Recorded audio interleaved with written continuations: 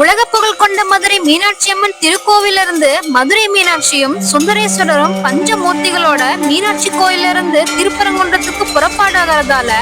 ஜூலை 14ஆம் தேதி முழு நாள் மீனாட்சி அம்மன் கோவில் நடை சாத்தப்படும்னு கோயில் நிர்வாகம் தெரிவிச்சிருக்கு. தன் மகனான முருகப்பெருமானுடைய மகா கும்பாபிஷேக விழா திருப்பரங்குன்றத்தில் நடைபெற இருக்கிறதால தாயான மீனாட்சி அம்மாளும் தந்தையுமான சுந்தரேஸ்வரர் ஜூலை 13ஆம் தேதி சாயங்காலம் 6 மணி வரைக்கும் பக்தர்களுக்கு காட்சி கொடுத்துட்டு அன்று இரவு 10 மணி அளவுல பஞ்சமூர்த்திகளோட திருக்கோவில இருந்து கிளம்பி மறுநாள் ஜூலை 14ஆம் தேதி அதிகாலை திருப்பரங்குன்றத்தை அடைவாங்களாம். திருச்செந்தூர்ல சூரபத்மனை அழிச்சு தேவர்களை காப்பாற்றியதுக்கு அப்புறம் இந்திரனே தன்னோட மகள் தெய்வானைய பரிசா முருகப்பெருமானுக்கு திருப்பரங்குன்றத்துல மனமுடிச்சு தன்னோட ஐராவதத்தையும் பரிசா வழங்குறாரு. அது மட்டும் அல்லாம முருகப்பெருமானுடைய அறுபடை வீடுகள்ல முதல் படையானதும்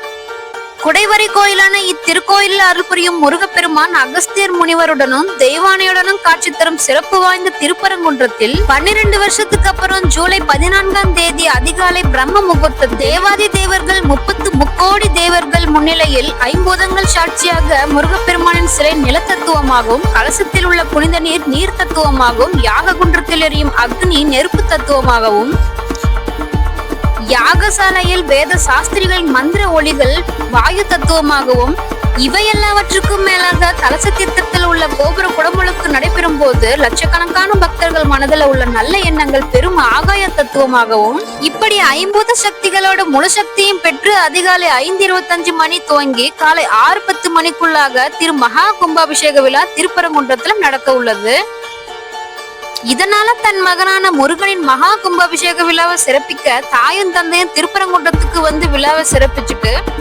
அன்னைக்கு சாயங்காலம் நடக்கும் சிறப்பு நிகழ்ச்சியான பஞ்சமூர்த்தி புறப்பாடு நிகழ்ச்சி வரை கலந்து கொண்டு அன்று இரவு தான் மதுரைக்கு திரும்புறதால ஜூலை 14 முழுக்க மதுரை மீனாட்சி கோவில் நடை சாத்தப்பட்டு மறுநாள் ஜூலை 15 வழக்கம் போல கோயில் திறக்கப்படும் கோயில் நிர்வாகம் அறிவித்துள்ளது.